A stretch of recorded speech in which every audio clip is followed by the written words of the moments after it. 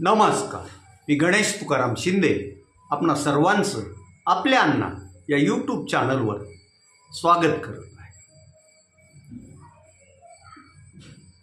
गेले 10 दिवस सर्वांच्या घराघरात आणि सार्वजनिक गणेशोत्सव मंडळाच्या सभामंडपात 27 ऑगस्टला प्रतिष्ठापना केलेल्या गणेश रायाला आज निरोप देण्याची वेळ आलेली आहे आणि बहुतांश निरोपाचं मिरवणुका आणि घरगुती गणपतींनाही नगरपालिकेच्या आलेल्या रथात किंवा स्वतः नेहून एखाद्या नजीक आपल्या घरात असलेल्या तळ्यात ओढ्यात गणपतीचं विसर्जन केलं जात आहे।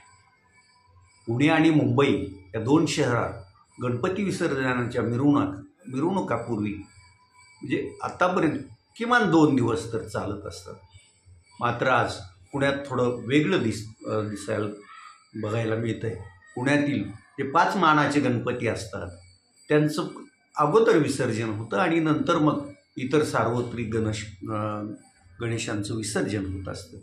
आज पुण्यातल्या 5 पैकी कसबा गणपती, तांबडी जोगेश्वरी गणपती आदी 4 मानाच्या गणपतीचं विसर्जन झालं असून 5व्याही मानाचा गणपती अर्ध्या पाऊण तासात त्याचंही विसर्जन पार पडेल आणि मग नंतर सार्वजनिक गणेशोत्सव मंडळाच्या गणरायांच्या विसर्जन मिरवणुका त्यांना केलेल्या आकर्षक रोषणाई, आकर्षक सजावटी आणि समोर असलेला वाद्य समूहाचा वेळ याच्यात त्या पुण्याच्या लक्ष्मी रोड असेल, कुमटेकर रोड असेल या रस्त्यावर गणेश विसर्जनाची मिरवणूक पाहण्यासाठी प्रचंड अशी गर्दी झाल्याचं चित्र दिसत आहे।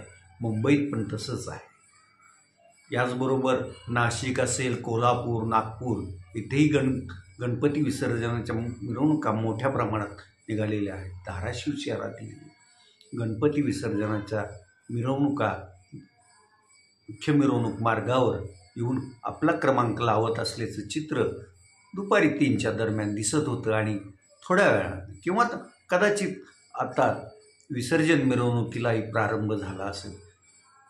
शहरात भारतीय जनता पक्ष, त्याचबरोबर शिवसेना उद्धव बाळासाहेब ठाकरे पक्ष आणि महाविकास आघाडीतर्फे शिस्तबद्ध गणेश विसर्जन मिरवणुकीसाठी स्पर्धा ठेवण्यात आली असून या स्पर्धेत 1ल्या, 2ऱ्या आणि 3ऱ्या येणाऱ्या गणेश मंडळांना भरघोस अशी पारितोषिकं पण दिली जाणार असल्याचं माहिती मिळत आहे।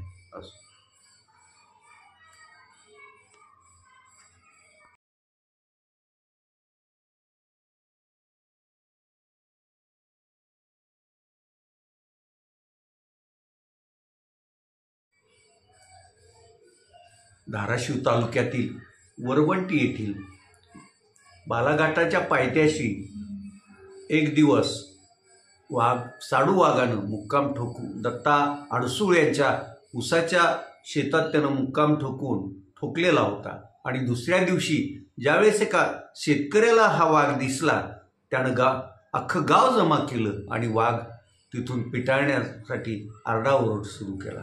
वाघ या लोकांच्या आरडाओरड्यामुळं, त्यांनी दिलेल्या हकार्यामुळं तिथून निघाला, पण तो वाघ खाली डोंगर पायथ्यानेच गेला नाही तर त्यानं बालाघाटाचा वरवंटी येथे असलेला महादेव टेंबीचा डोंगर चढला आणि तो तिथून मग कात्री आणि अपशिंग्याकडे गेल्याचं लोकांचं म्हणणं आहे। दत्ता अडसूळाच्या शेतात शक्यता त्यानं आदल्या दिवशी सायंकाळच्या वेळी एखादा जनावराची शिकार केलेली असणार आणि त्या जनावराचं कलेवर घेऊन तो त्या उसाच्या फडात त्यावर ताव मारत असणार आहे आणि तसं असल्यामुळंच तो परत एक दिवस गेला नाही की दुसऱ्या दिवशी परत तो वरवंटीच्या शेतकऱ्यांना दिसल्याचं सांगितलं जातं आणि त्यांनी त्याचा व्हिडिओ पण केल्याचं हे आहे। त्याची काही छायाचित्र पण आपण उपलब्ध करून घेतली आहे. ज्यांच्या समाज माध्यमावर हा व्हिडिओ व्हायरल झाला आहे त्यांच्या म्हणण्यानुसार हे जे ओरडतायत आणि शेतात थोडं भरभर जाऊन त्या वाघाच्या नावानं आरडा करतायत ते वरवंटीचे सरपंच असून त्यांना हा परत दुसऱ्या वेळेस त्यांच्या परिसरात वाघ दिसला आहे. आता तसं पाहिलं तर बालाघाटाचं जंगल म्हणजे बालाघाटाचा डोंगर आणि त्यात असलेलं हे जंगल हे तसं घनदाट असं नाही आहे आणि त्यामुळं या जंगलात मोठे असे हिंस्त्र श्वापदं कधी काही होती की नाही हेही सांगणारं कुणी आता आपल्याला भेटू शकत नाही आणि तसं कुठं लिखापडी असल्याचंही सांगत नाही. तरीही काही जुन्या मंडळींनी त्यांच्यापेक्षा वयस्कर मंडळीकडून ऐकलेल्या ह्याच्याप्रमाणे कधी काही म्हणजे जवळपास 1920 ते 30च्या कालावधीत किंवा 1930च्या आसपास रामलिंगच्या डोंगरात वाघ होता. कुणी पाहिला असं सांगितलं जाते आणि मग 1930 धरू आपण तर जवळपास 95-96 वर्षानंतर वाघ रामलिंग अभयारण्यात आला आहे आणि हा साडू वाघ हा जवळपास कुठून आलेला नाही तर तो तब्बल 400 किलोमीटर दूर असलेल्या यवतमाळ जिल्ह्यातील टिपेश्वर अभयारण्यातून तो रामलिंग अभयारण्यापर्यंत पोहोचला आहे. तो तिथून का बाहेर पडला असेल, त्याचा प्रवास कसा झाला याबद्दल अनेक गोष्टी सांगितल्या जातात. अनेकांनी त्याच्याबद्दल ती वर्तमानपत्रात पण ते लिहून आलं आहे. अनेकांच्या मते तो टिपेश्वरच्या अभयारण्यातून निघून तो थेट यवतमाळ जिल्ह्यातून त्यानं नांदेड तिथूनच विदर्भातून त्यानं मराठवाड्यात म्हणजे नांदेड जिल्ह्यात प्रवेश केला. नांदेड जिल्ह्यातील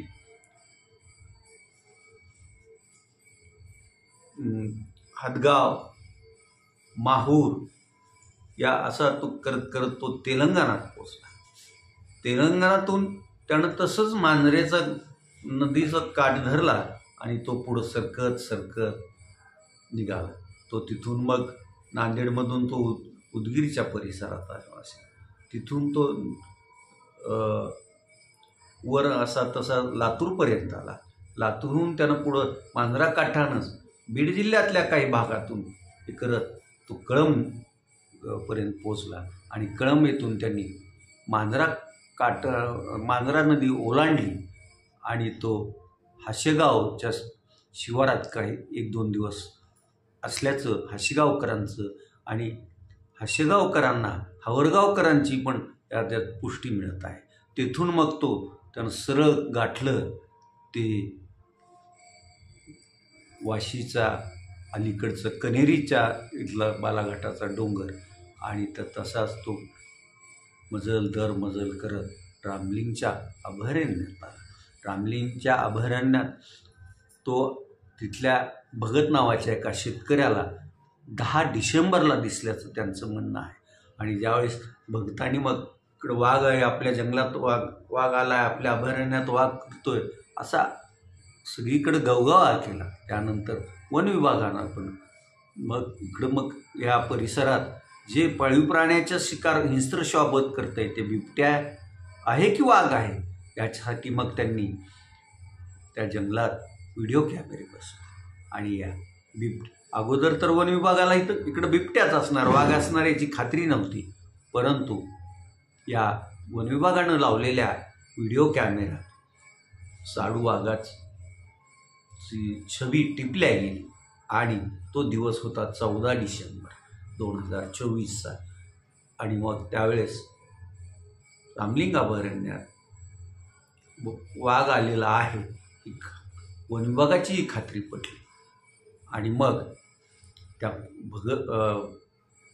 भगत या शेतकऱ्यांनी केलेला गवगवा वन विभागानं वाघ कॅमेऱ्यात टिपला गेलाय याची केलेली ही यामुळं रामलिंग अभयारण्याच्या परिसरातील लोकांत घाबरगुंडी उडाली. त्यांना वाघाबद्दल भीती वाटू लागली आणि मग याच ह्याच्यात हा वाघ आला असेल कुठून याचा हे करत गेलं. त्यावेळेस हा वाघ टिपेश्वर अभयारण्यातून येत आहे. मात्र मग ह्या वाघाला जे त्या अभयारण्यात त्याचा ज्या वेळेस काही जन्म वगैरे झाला असेल त्यावेळेस GPS टॅग लावलेला असेल. तो टॅग त्या वाघानं कुठं हरवला, त्यानं कसा काढून टाकला याबद्दलही आत्तापर्यंत तर कोणी त्याकडे लक्षच दिलं नाही. आणि त्या टॅग नसल्यामुळं नेमका हा साडू बालाघाटाच्या डोंगर रांगात त्याच्या पायथ्याशी कुठं कुठं फिरतो, काय काय काय करतो याचा थांगपत्ताच लागू शकत नाही.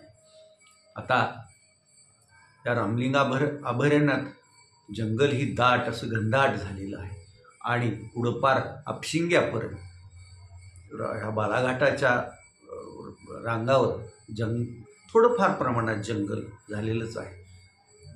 पूर्वी ज्यावेळेस भाब पाटील आपले धाराशिवचे जिल्हाधिकारी होते या काळच्या उस्माचे, त्यांनी तुळजाई ते रामाई पण सरमकुंडीपासली जी देवीचं ठिकाण आहे बालाघाटामध्ये सरमकुंडी ते भूम रस्त्याच्या नजीकच, तर असं एक वनीकरणाचा प्रकल्प त्यांनी हाती घेतला होता आणि त्यासाठी त्यांनी प्रयत्नही सुरू केले होते. तर ते तसं झालं असतं तर बालाघाटाची डोंगर रांग अगदी घनदाट जंगलानं व्यापून गेली असती, पण तसं ते घडलं नाही. आणि ती भागो पाटलांची योजना पुढं लाल फितीतच अडकून पडली. तरीही त्या काळात त्यांनी जो काही त्याच्यावर हे करण्यासाठी परिश्रम घेतले होते त्याचं आज प्रत्येक आपल्याला अनुभवायला मिळतो आहे. त्यामुळंच आज तुळजापूरच्या नजीकचा असलेला अपशिंगा असेल, त्यानंतर कात्री असेल, वरवंटीचं काही डोंगर रांग असेल, पुढं हातलाईचा परिसर असेल आणि वर चोराखळी ते एडशी ह्या परिसरात वृक्षाची संख्या मोठ्या प्रमाणात आहे.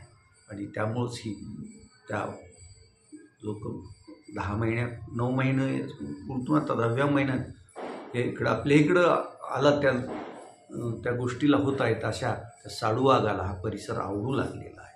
साडूवाघाला इथं जंगलातलेही त्याला हवे असे वाटणारे प्राणी पण सहज खाण्यासाठी उपलब्ध होतात.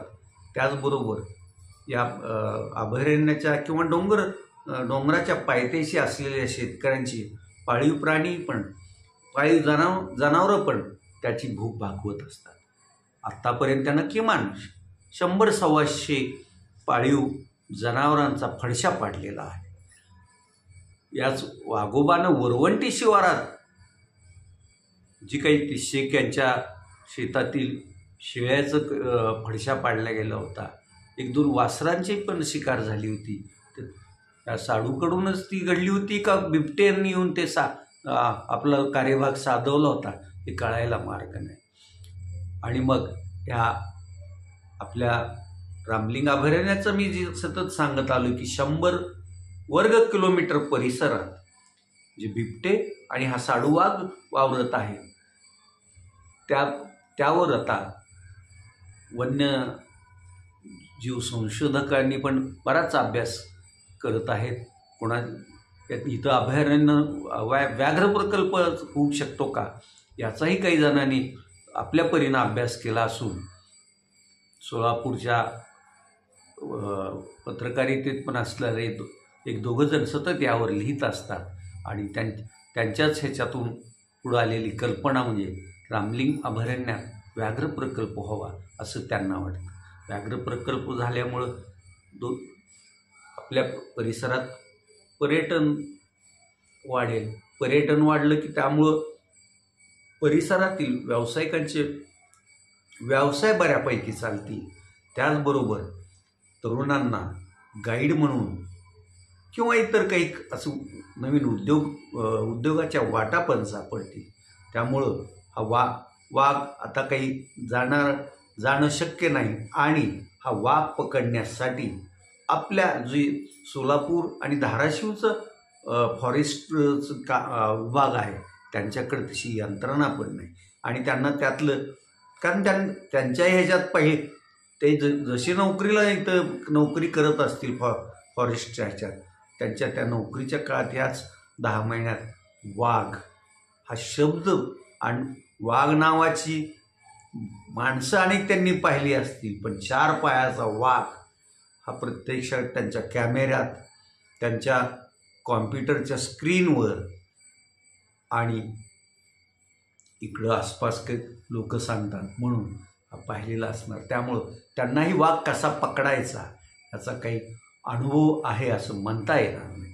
त्यामुळं आता हा साडू आता कायमचाच पाहुणा म्हणून आलेला आहे आणि आता आपल्या भागातला घरजावई म्हणूनच राहण्याची त्याची हे ठरलेलं दिसतंय. त्यामुळं आता ह्या साडूसाठी वनविभाग जसं सह्याद्रीच्या व्याघ्र प्रकल्पात इकडं विदर्भातल्या व्याघ्र प्रकल्पात जास्त वाघाची संख्या जास्त झाली की तिकडचे 1-2 असे वाघ आणून सोडतायत. आता आपल्या इकडच्या सोलापूर धाराशिव आणि लातूरच्या वनविभागानं तिकडं ताडोबा परत टिपेश्वर या व्याघ्र प्रकल्पांना किमान एक वाघीण तरी आमच्या साडूसाठी पाठवा अशी विनंती करावी. म्हणजे मग हे दोघांचं जोडपं इथं सुखनेव राहील आणि त्यांची प्रजाही म्हणजे त्यांची पुढची पिढीलाही ते इथं जन्म घालतील आणि मग रामलिंग अभयारण्य आणि रामलिंग व्याघ्र प्रकल्प मग हळूहळू असा वाढीस लागेल असं वाटतं. असं एकंदरीत म्हणजे असं म्हणावं असं वाटतं. तर आता यासाठी कोण पुढाकार घेत आहे का नुसतं वाघ म्हणून सगळ्यांनाच घाबरून सोडणाऱ्याचीच संख्या अशीच वाढत राहते याकडेच आता सर्वांचं लक्ष राहणार आहे. साडू वाघानं या 10 महिन्यात कुठल्याही मानवावर हल्ला केल्याचं साधं वृत्त नाही. कुणी सांगितलं नाही की माझ्या अंगावर धावून आला आहे म्हणजे याचा अर्थ तो निवांत आहे. कारण त्याला आपल्या भागातली मानव समाज पण त्याला दगडं मारत नाही किंवा त्याचा राग येईल असं कृत्य करत नाही आणि म्हणून तो पण आलेला दिवस मजेत घालवत आहे असंच म्हणावं लागेल. आपण इथंच थांबूया. आपण आपल्यांना हे यूट्यूब चॅनल सबस्क्राईब करा, लाईक करा आणि कमेंट्स पण नोंदवा. धन्यवाद.